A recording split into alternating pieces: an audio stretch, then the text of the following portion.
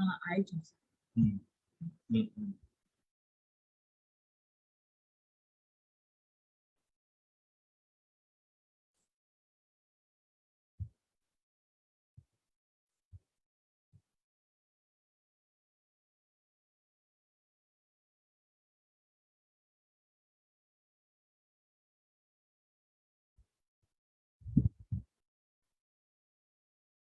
Jai Baba.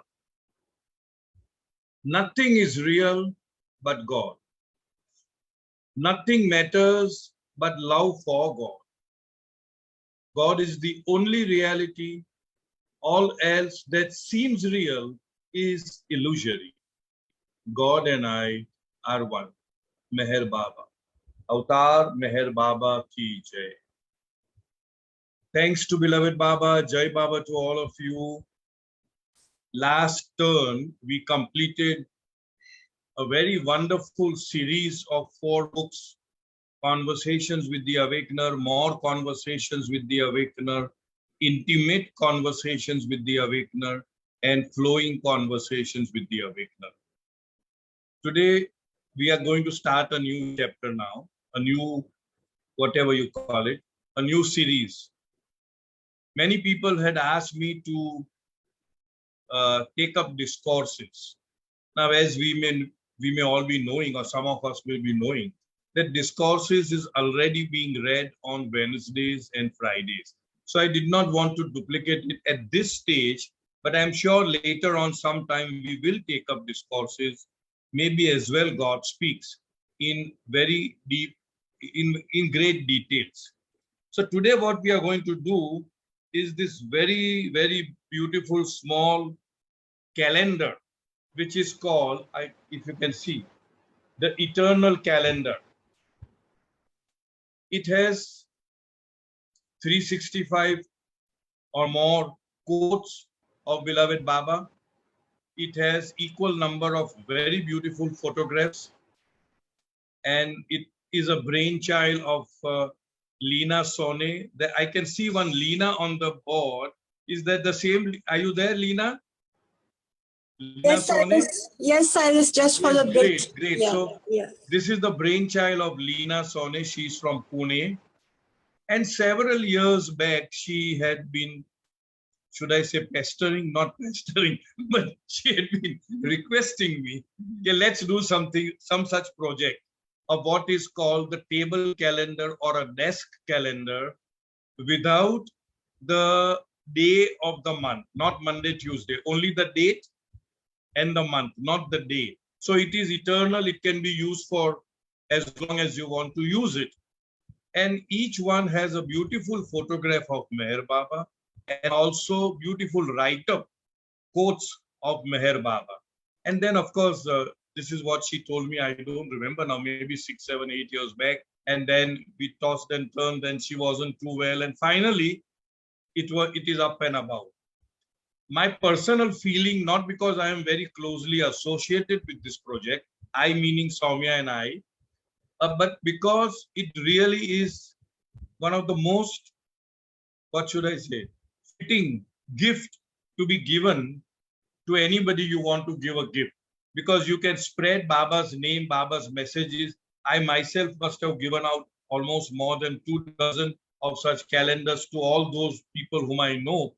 At least they'll put it on their desk. They'll be able to see Baba's photograph.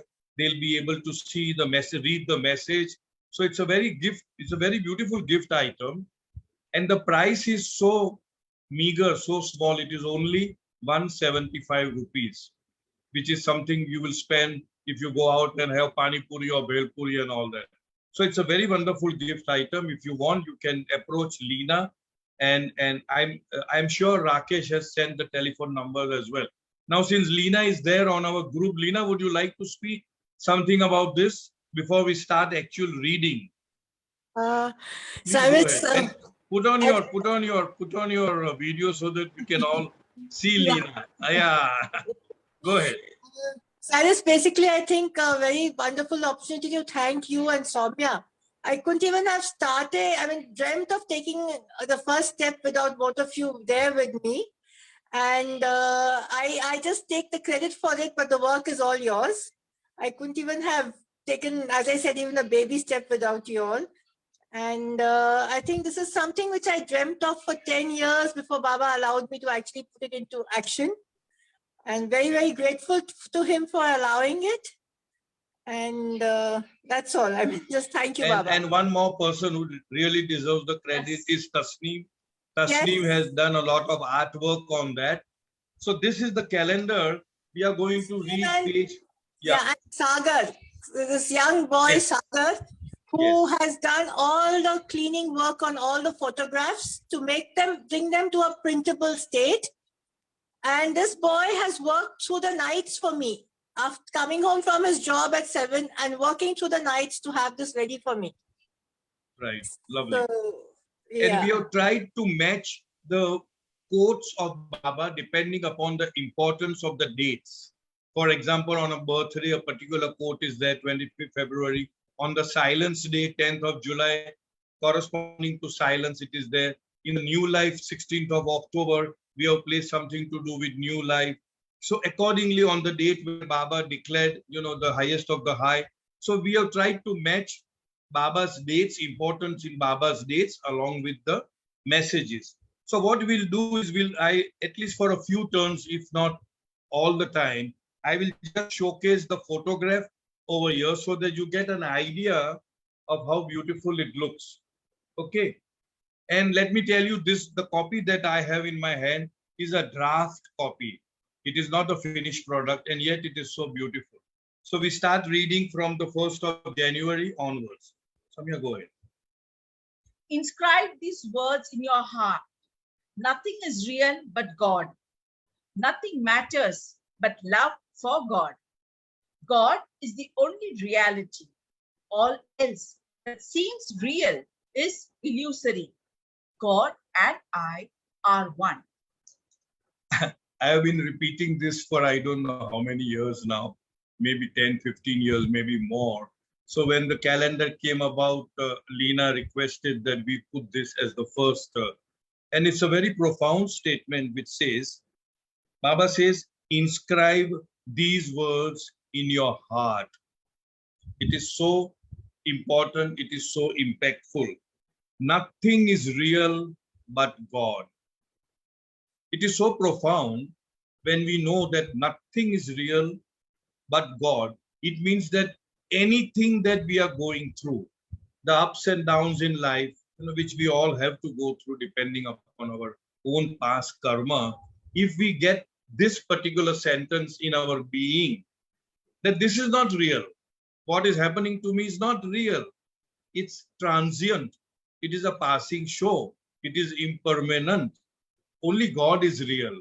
I feel to that extent, it really reduces the negative impact upon us. Because the moment we say, oh, it's just, I'm just seeing a film. It's just illusory. It's not real. Nothing is real but God. Nothing matters but love for God. Baba has said this in another message, that the aim of life is to love God. And the goal of life is to become one with God. And the easiest, shortest, quickest, safest way is to hold on to my Dharma. So once we are in our own mind, very set about what are the priorities in our life, what are we here for, what are we supposed to do, what are we supposed not to do, to a very great extent, our life becomes, simplified, and we are able to really focus on that which is real. So here it says, nothing matters but love for God. All that is required is we have love for God. And Baba has given us a beautiful document, how to love God. We have done it in the past, maybe sometime later we'll do it again. If the most practical way to love God is to love our fellow being. If we feel for others, the way we feel for our own near and dear ones, we love God. If instead of robbing others to help ourselves, we rob ourselves to help others, we are loving God. If instead of finding fault in others, we find it within ourselves, we are loving God. And all that document is there. So in other words, loving God has been made so doable, so practical, that we can't have an excuse. How can I love God when I don't even see him, when I don't even know him? So he's made it so DIY, like do it yourself kit, 1, 2, 3 steps. He has shown it. So here it says, nothing matters but love for God. God is the only reality. That means everything else is just an illusion. It's just a dikhawa. It is a show. It is not the real thing. It is just a shadow. God is the only reality. All else that seems real, it seems real, it appears to be real, it affects us as if it is real, but in truth, it is an illusion. It's not a reality. The only reality is God.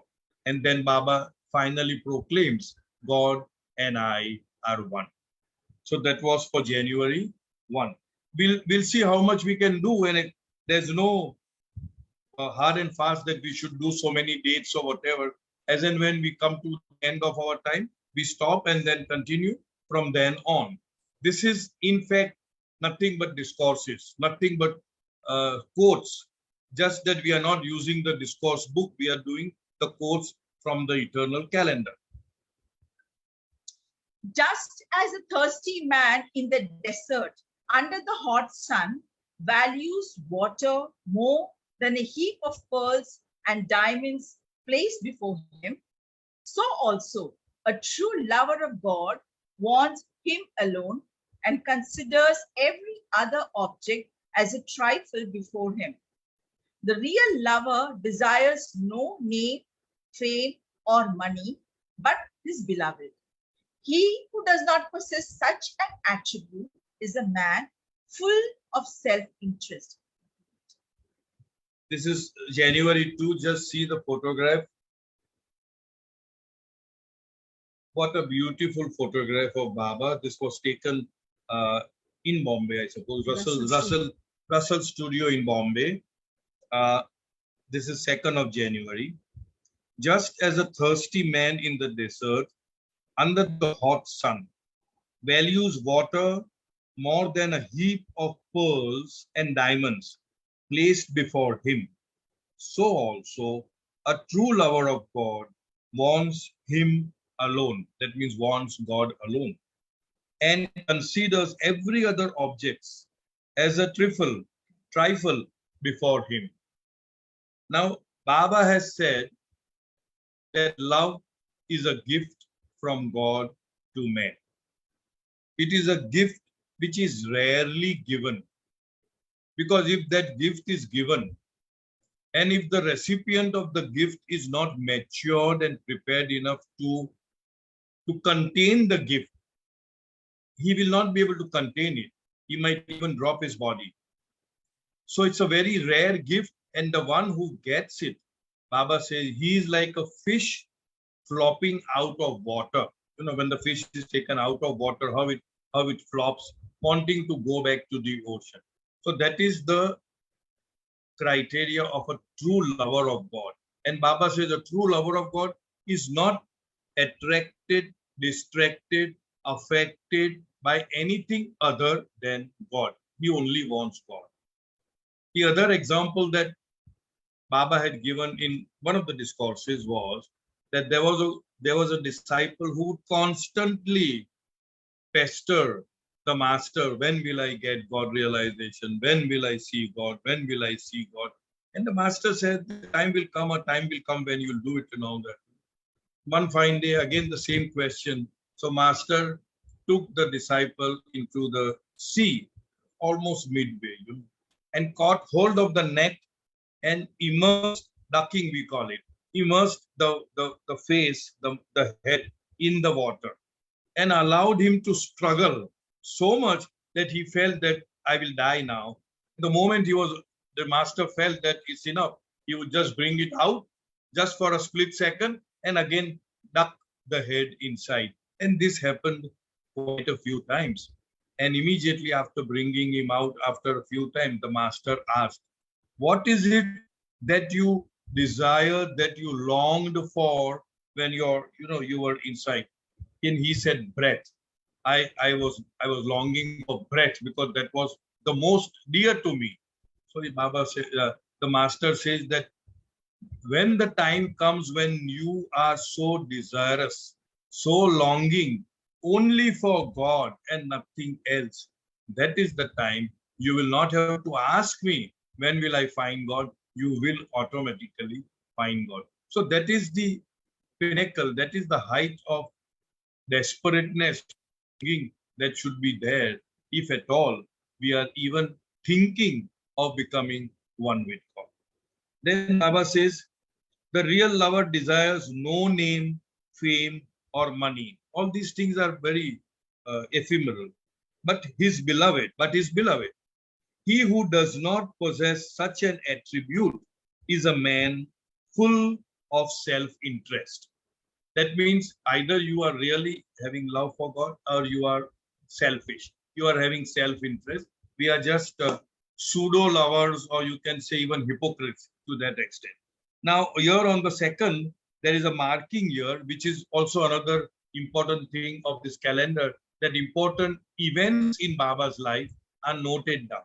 It says, Meher Baba stopped writing 1927. On the 2nd of January, from the 2nd of January 1927, after completing what we call as the book, we all know that on 10th of January, 10th of July, Baba started silence. 1925, thank you. 1925, Baba started silence. 3 days after that, on the 13th of July, Baba started writing the book, which we call the book, which we do not know. Nobody knows where the book is. He started writing it in the Jobli. We see the Jobli. And then at several different places he wrote, including in the table house. We call it a table house, table cabin, whatever you call it. Inside the table he would go and write, including in his own samadhi, which was at that time called the khadda. It was not khadda. Khadda actually means a pit. Sorry? A crypt is later on actually. A pit, you can say, khadda. So he would go there and write the book. And the book was so precious that he would carry it with him all the time wherever he went, in a black box, a metal box with a lock and key. He even carried it to the West on his first visit. And that is where he met Gandhiji, and Gandhiji requested to read the book, and a few pages were given. All that we are not getting into that. So 13th of July marked that date. He started writing. And the writing stopped on the 2nd of January 1927. After that day, he did not write anything except for putting his signatures or initials wherever it was required by law, for example, in passport or visa or whatever. And also sometimes when and when he felt like signing a few papers and all that. So that he stopped writing on this particular day, 2nd of January 1927. Now we come to 3rd January. Love is the cleanser that wipes the mirror bright and enables you to behold with increasing clarity the indivisible entity that permeates all life. True love is unconquerable and irresistible. It goes on gathering power and spreading itself until eventually it ennobles everyone and everything it touches. This is January 3. Once again, a beautiful picture of Baba. Leena, at the end of the session, if you're still there, yeah, you are there. You can give your telephone number so people, if they want to write it out, they can contact you directly, or they can contact the Bombay Center, because we have a few still left to be sold. So we can also help you for those who are living in Bombay. All right. Love has that potency which can cleanse everything.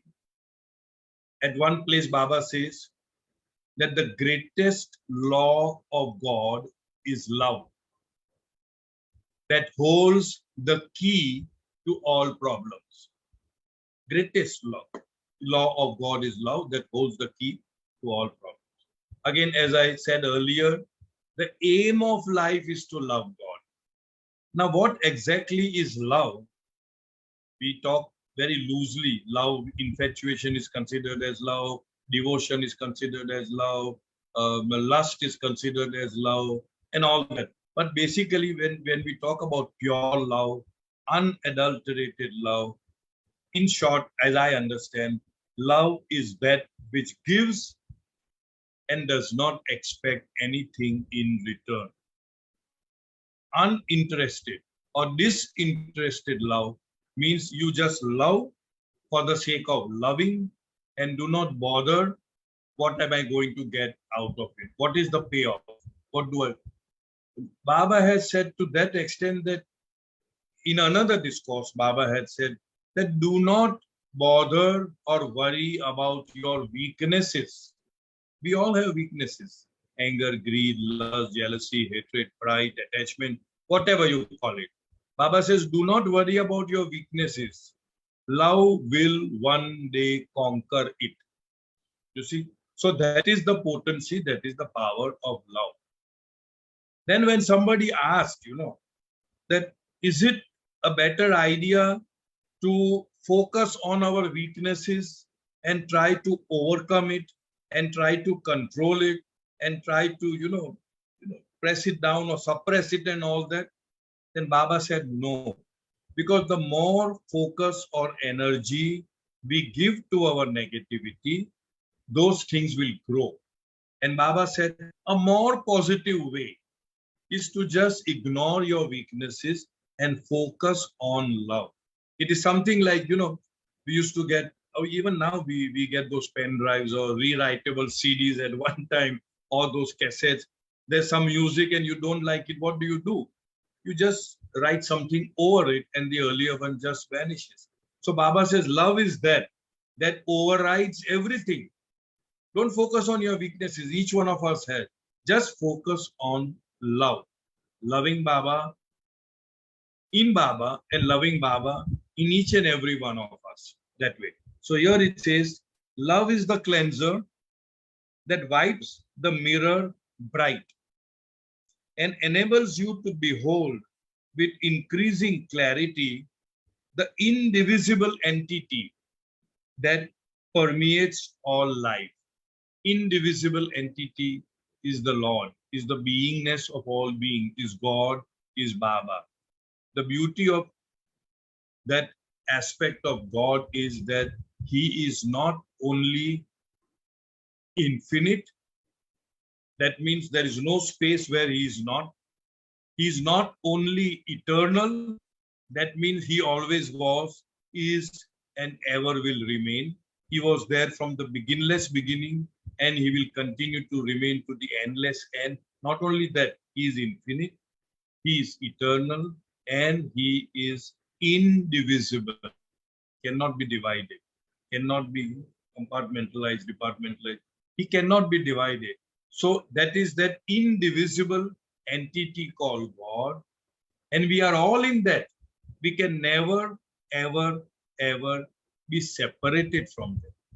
It is something like there is an ocean, and we are all apparent drops in the ocean, and the apparentness owes its separateness or entity because of the bubble, existence because of the bubble, and the bubble is there of the mind. Bubble is there of the illusion of ignorance of mind, whatever you call it. And once the bubble bursts, the experience of that drop soul is not I am a part of the ocean, but I am the ocean. Why? Because the ocean is in effect, in truth, in reality, indivisible, cannot be divided. So here Baba says that the indivisible entity that permeates all life, there will be a clarity once we have that kind of love. True love is unconquerable and irresistible. It goes on gathering power and spreading itself until eventually it ennobles everyone and everything it touches. So Baba says the most spontaneous, natural response of love is nothing but love. But that one should have that kind of a maturity to keep on loving, irrespective of the responses or no responses, reactions or no reactions from the other. Because at the end of the day, we are alone responsible and accountable to Baba. We are not responsible for how others are treating us or others are responding or reacting to our love towards them. So if we continue to love in the same manner, irrespective of how the reaction of the other is, then Baba says that the reaction in the other would be also of love, because love is unconquerable. That's what it says. Unconquerable and irresistible. And the reaction will be only of love. But we should have that kind of conviction to continue to love no matter what. Next. Love is no love if it is based upon any expectations. In the intensity of divine love, the lover becomes one with the divine beloved. Suppose we all loved each other as deeply as we now love the one whom we love best. The most natural desire of love is to share what one has with the beloved. The desire to share with everyone would produce a condition in which it would be a disgrace rather than an honor for anyone to possess more than anyone else. Soumya is reminding me to show the photograph. I may not do it throughout the entire calendar session, but maybe a few days. Yeah. Love is no love if it is based upon any expectation. That's what I said. Love is that which gives and does not expect anything in return. We are talking about pure love. We are not talking about the love between two human beings. If you do this for me, then I love you. If you obey me, then I love you. If you stop doing this, then I love you. No expectation. It's just giving and giving and giving. Love is no love if it is based upon any expectations. In the intensity of divine love, now that's a very high caliber of love, the lover becomes one with the divine beloved. That means there is no dui, there is no duality, there is no dvaita. There'll be a dvaita, there'll be oneness. Sorry. Suppose we all love each other as deeply as we now love the one whom we love best.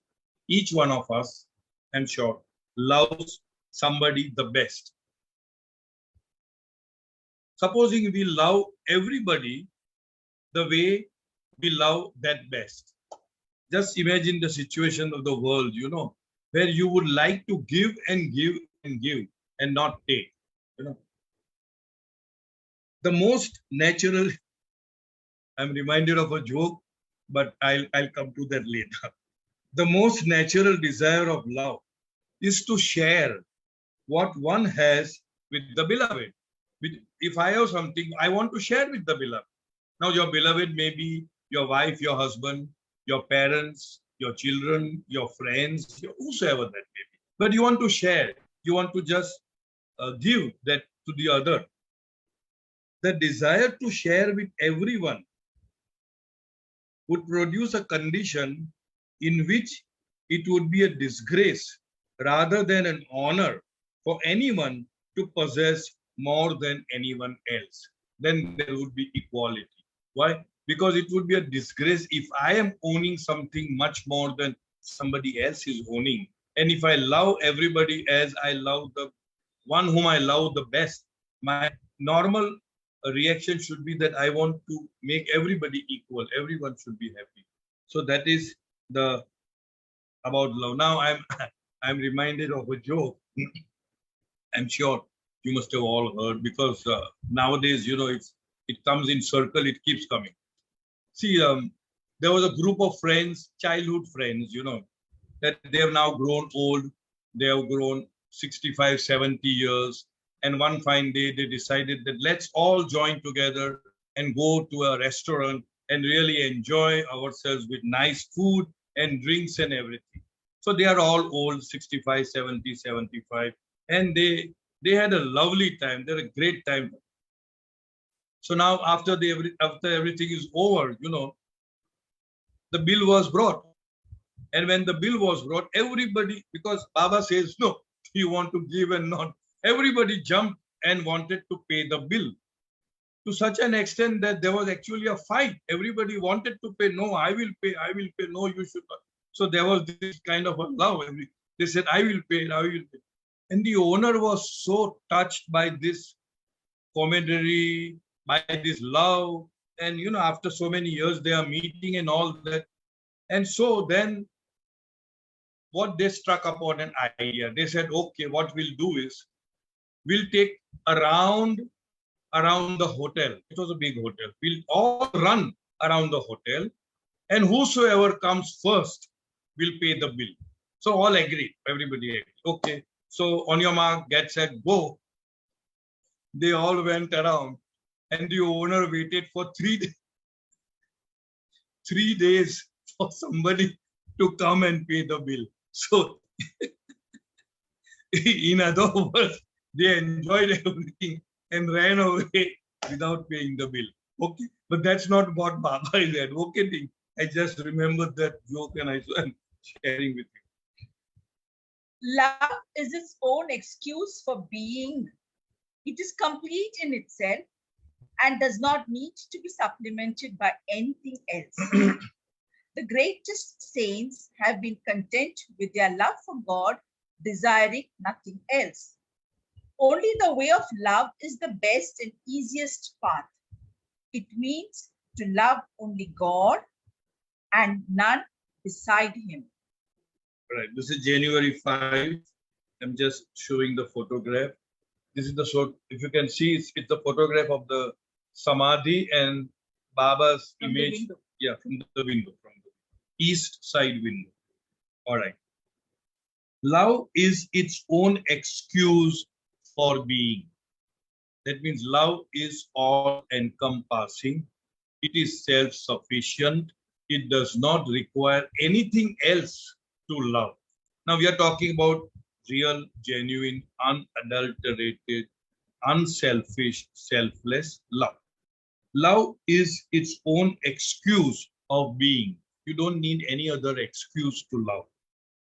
It is complete in itself and does not need to be supplemented by anything else. In other words, if you genuinely love, then you don't need an excuse to love. You just love. It just pours out that way. The greatest saints have been content with their love for God, desiring nothing else. So love is that pathway. There are many pathways. There is a yogic pathway. There is a of knowledge is there, of karma is there, of meditation is there, of devotion, bhakti is there. But Baba says they're all very fine.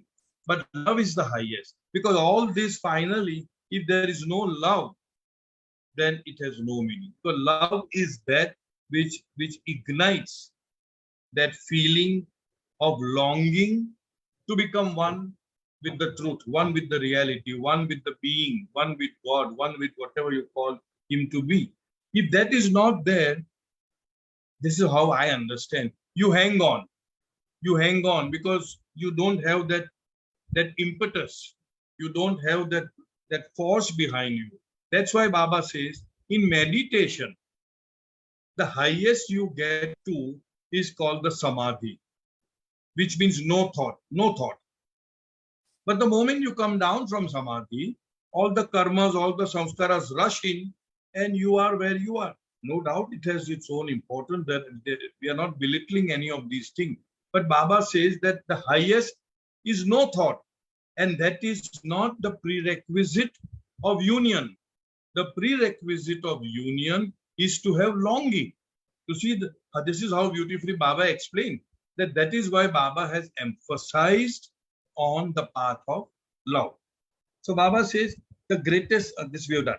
Only the way of love is the best and easiest path. It means to love only God and none besides Him. Why it is best? This is my intellectual beja that is saying, in everything else, there is a possibility of this egoism coming in. Oh, I am a great meditator, or I am very devoted. And in love, basically, one of the aspects of love is to feed your own ego. Your own ego would mean your own separate existence, less and less, and neglect that and pay attention to others. Now, when you are starving your own ego, the whole of this game is to annihilate the false ego. That means annihilate the mind and transform the false ego into the real ego. So it seems that love is best suited to get to that goal in the, Baba uses the word best and the easiest path. That could be the reason why, if you are genuinely loving God, then genuinely you starve your separate ego. And when you are starving your separate ego, you tend to go closer and closer to the truth easily and quickly.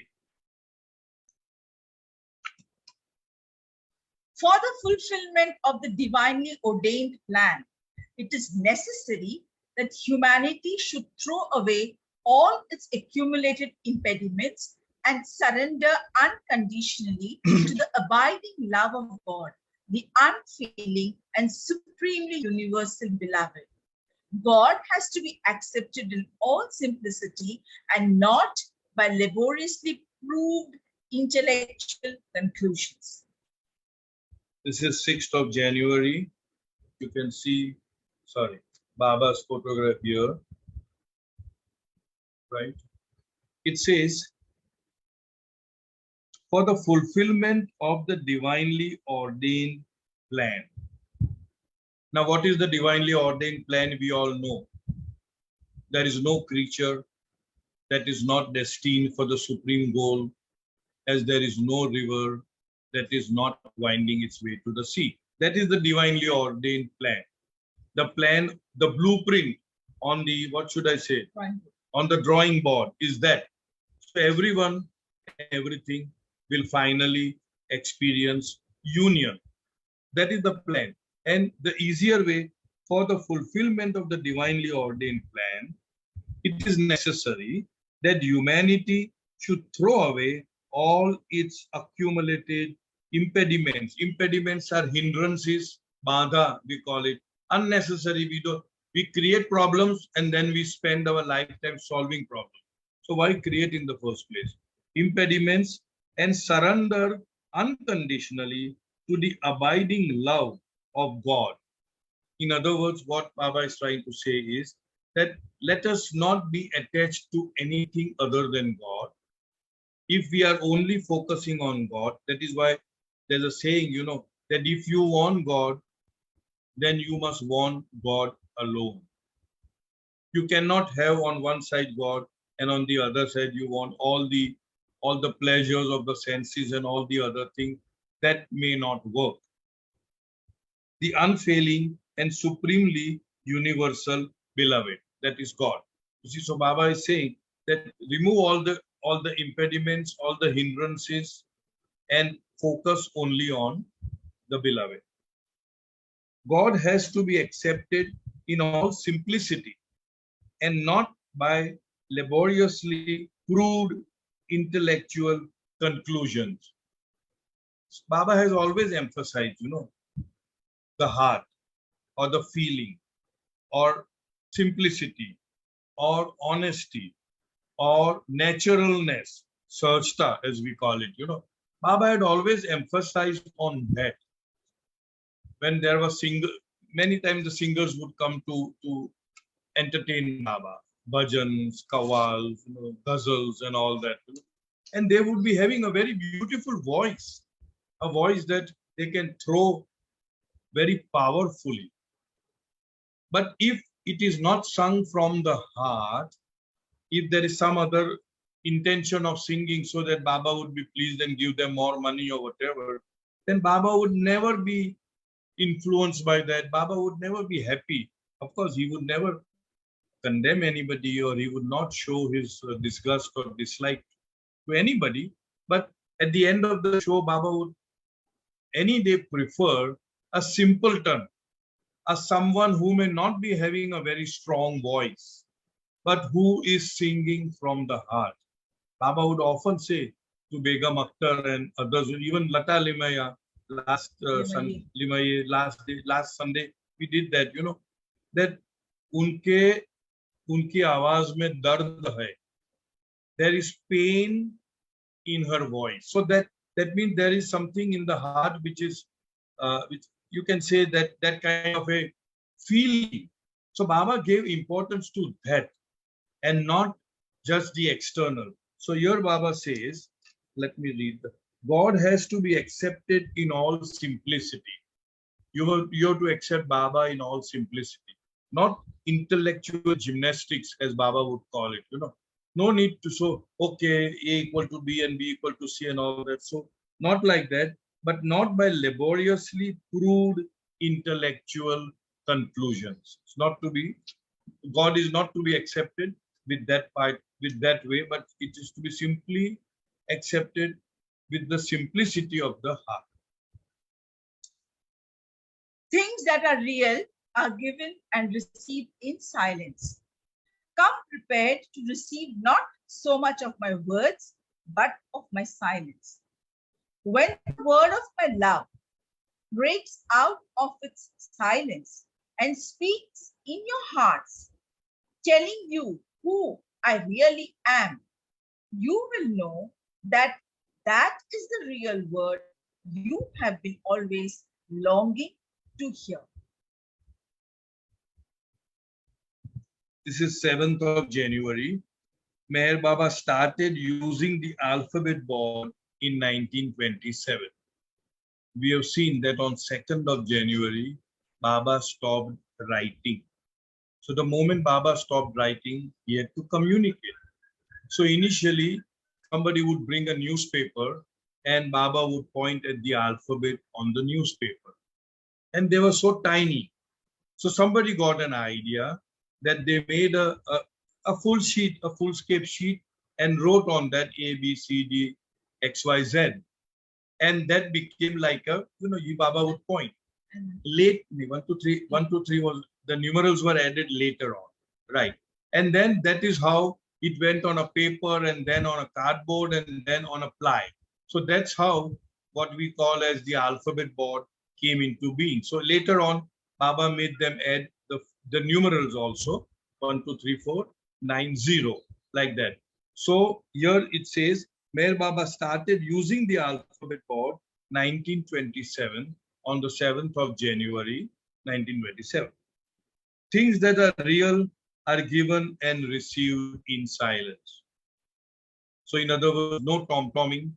And what is real is nothing but love. What is real is your love for Baba. Whatever that each one of us must be receiving from Baba, whether you call it some answers to some questions, or when we are in difficulty and we call out from the core of our being to Baba, Baba immediately comes to our help. All this is happening in silence, without the person sitting next to you know what is happening. So Baba says things that are real are given and received in silence. This board is there at the Samadhi also, if you may have observed.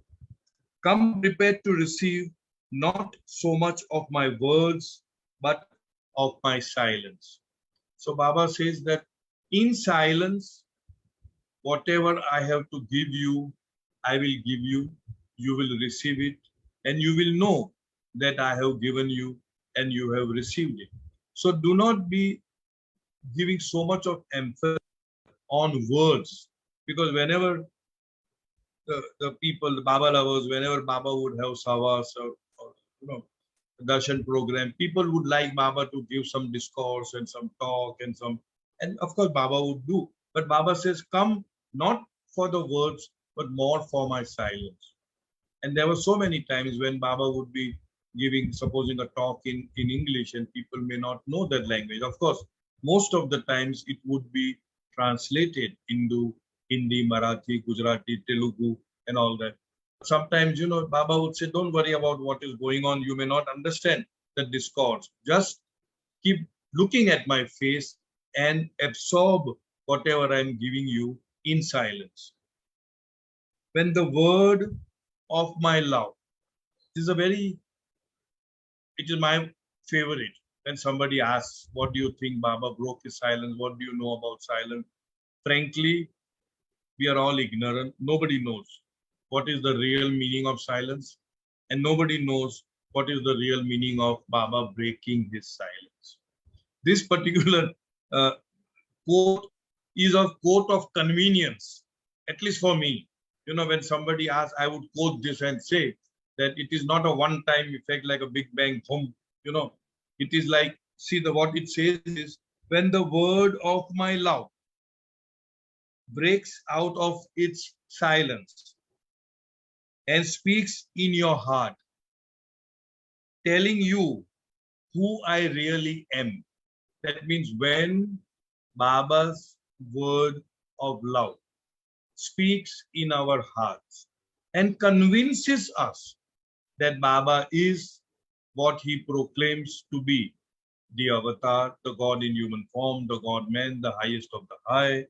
That way, once that conviction comes in my heart, telling you in your heart who I really am, you will know that that is the real word you have been always longing to hear.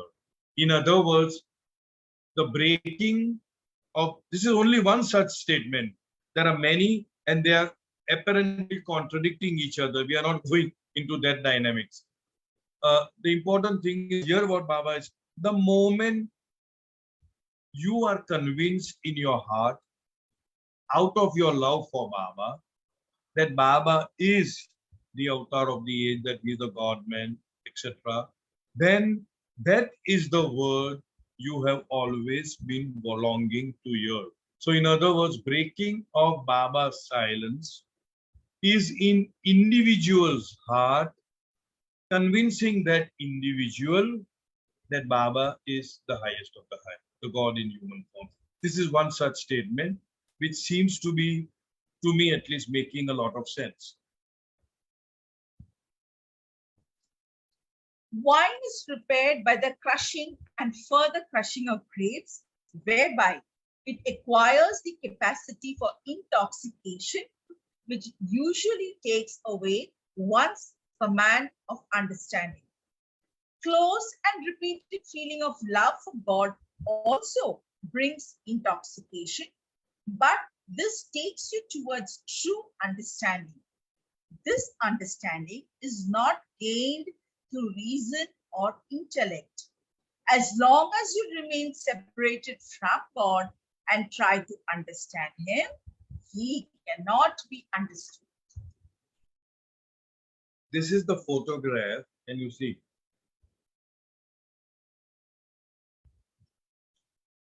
according to what we are told in Bailey's diary, Bailey was one of Baba's very close friend and disciple, and then apparently separated, and he wrote a diary sitting in a dharamshala in Hyderabad, and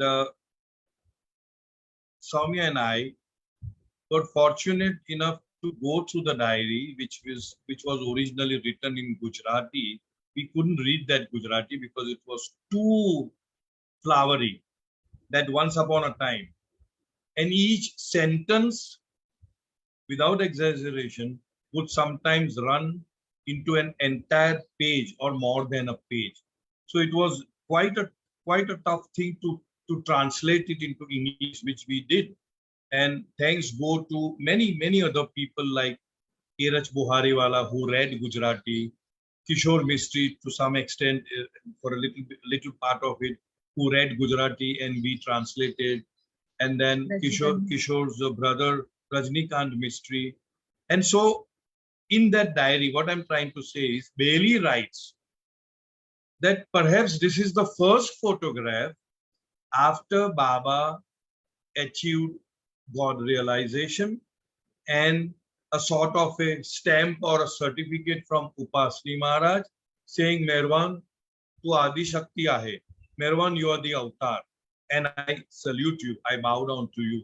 This was in Sakori. And then immediately Baba came from Sakori first to Bombay and stayed at a place of one of his disciples called Munshi Rahim. This is at Girgaon. Girgaon Chowpatty. It's called Girgaon Chowpatty. It's called Girgaon Chowpatty. And Bailey writes that Baba was sitting just like this, in ragged. He had not taken bath for 6 months. And there were lice, all over, and you can see the photograph, all tattered and torn.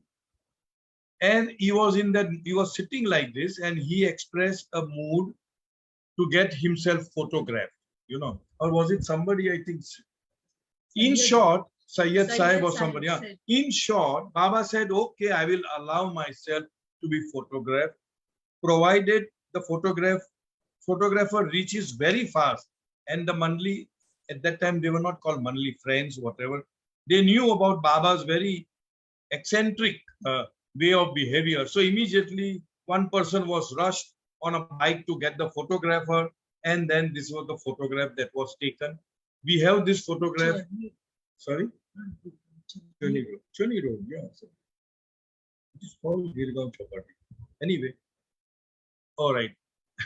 So it says that is the first photograph, and we have used that in our Bombay Chronicle. We have done some research on how many times Baba came to Bombay, what all he did and all. It's a nice book. If you don't have it, I would. Yeah. That Bailey writes that this is the photograph when he looks straight into the lens of the camera, but he is not happy because it's so shabby and it doesn't show him in a proper light. Anyway, so that is the background of the photograph, and we have used this photograph in Baba's Bombay Connection, a chronicle, which Soumya and I had compiled, a very big compilation, of course, on behalf of the Bombay Center, where a lot of things are beautifully, incorporated. So that's the photograph. Now the writing is, wine is prepared by the crushing and further crushing of grapes. We all know how wine is prepared. Crushing, now it is mechanized, but at one time they would stamp. What is it? They would tramp it. They will walk on it and jump on it and all. Whereby it acquires the capacity for intoxication because it is crushed and which usually takes away one's command of understanding. In that intoxication, the command of understanding is lost, wine's intoxication. But many a times, especially in the Sufi literature, love is compared to wine. And the wine giver, the person who serves wine, is known as the Saki. And he's the one who is serving the wine. Obviously, the reference is to the divine wine of intoxication for the love of God. Right? So here it says, takes away one's command of understanding. Close and repeated feeling of love for God also brings intoxication. And the very obvious example is that those of the must. We all know musts are those people who have lost consciousness partially or wholly of their physical form and of their surroundings because of their intense love and longing for God. We call them must. There are different types of must, but we won't go into that. So here Baba says, similarly, close and repeated feeling of love for God also brings intoxication, isn't it? But this takes you towards the understanding. This takes you towards the goal, towards God. Whereas the earlier intoxication, it debars you from proper understanding. This understanding is not gained through reason or intellect. the so-called understanding of God is not out of reasoning or logic or rationale or intellect. It just comes or blossoms, you can say, from within. You just know without going through the process of knowing. You just know. That's all. I remember, and I've shared this before, Baba's father, Sheriyarji, was not lettered. In a sense, he did not go to school and learn the alphabets and all that. But he knew so many languages, including, obviously Gujarati, Hindi, Marathi, Urdu, Farsi, Persian, I think that Hebrew, Greek and all that. He knew those languages. And once Baba's sister Mani asked her elder brother, which is Baba, how come our father knows all these things? He's never gone to school or anything. And there was a window and there was a curtain. So Baba just set aside the curtain, like how we open the window. And Baba said, it happens like this. The moment the curtain is removed, the sunlight comes in. You don't have to fetch the sunlight.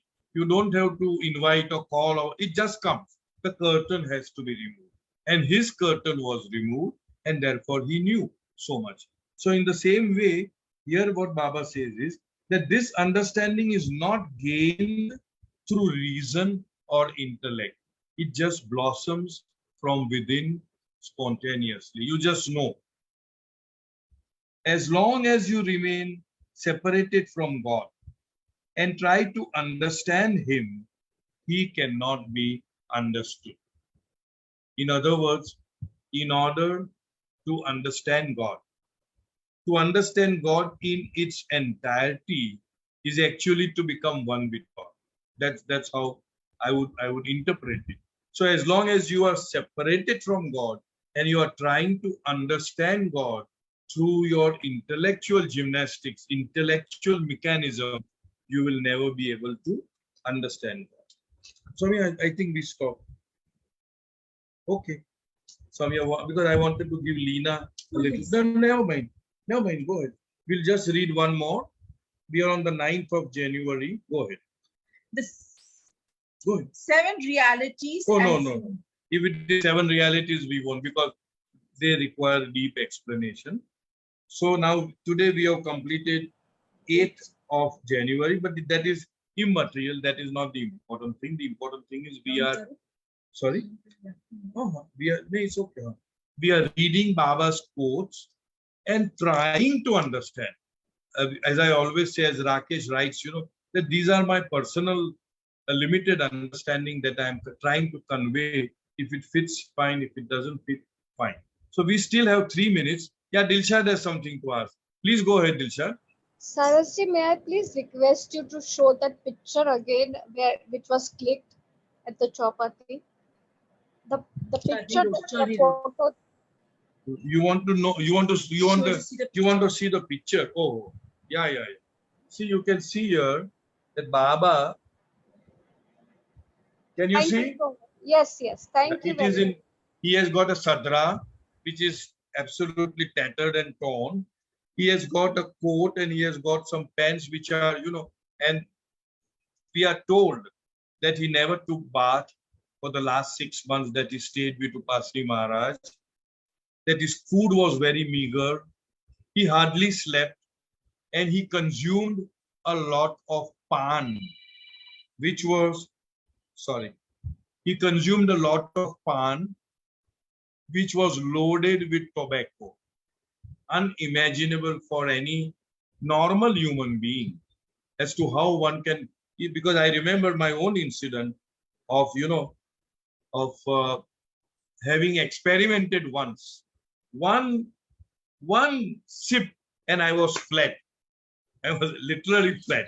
And here we are told that Baba would consume such pans at such a terrific speed that the pan maker cannot even make pan at that speed. So that is, after all, God. That was the time when he was coming down. In the coming down stage, as we say, we require to associate ourselves or indulge in something which is gross, so that the consciousness is brought down to the gross, at the same time simultaneously retaining the God consciousness. Okay, so now I think, sorry, Leena, if you would like to say something, or maybe, where's Leena? Oh, she's gone. Okay, okay. I wanted, anyway, if anybody wants to have the phone number, you can take it from Rakesh, or you can take it from me if you want. I may be sounding like canvassing for the sale of Calendar, which I am, very honestly, because it's a very good buy. It's a good bargain. And I think every one of us should at least own one and give it to a few of our friends and relatives, so that they may also know and have Baba's darshan by way of the photograph, and also read Baba's this thing, quotes. Okay, so anybody has anything to ask, share? Great. So see you on next Tuesday. Avatar Meher Baba ki Jai. Jai Baba. Jai Baba. Jai Baba. Jai Baba. Thank you. Jai. Thank you, Jai Baba. Thank you, Jai Baba. Jai Baba. Thank you.